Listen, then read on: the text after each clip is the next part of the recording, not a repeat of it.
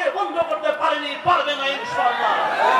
এই মাটির গন্ধ থেকে কালেমার গন্ধ আসে, এই মাটির গন্ধ থেকে তাওহীদি জনতার রক্তের ঘ্রাণ আসে।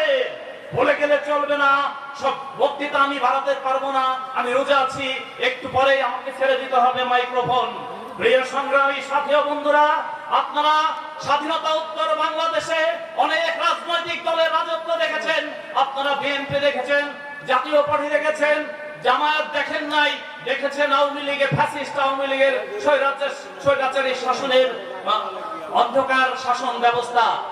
আমরা আল্লাহ রাব্বুল আলামিন আমাদের সামনে একটা দুয়ার খুলে দিয়েছে, আমরা একটা ইসলামী বিপ্লবের পদধ্বনি শুনতে পাচ্ছি।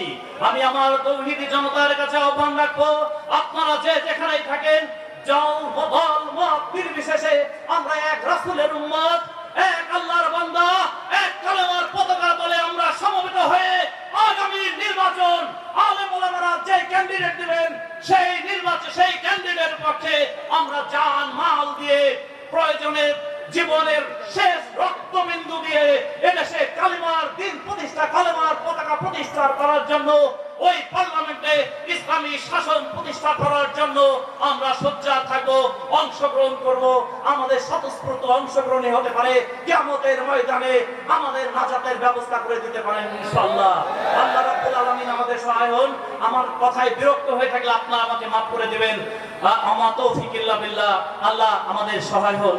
খোদা হাফেজ। বাংলাদেশ জিন্দাবাদ, ইনকিলাব জিন্দাবাদ, জিন্দাবাদ, জিন্দাবাদ।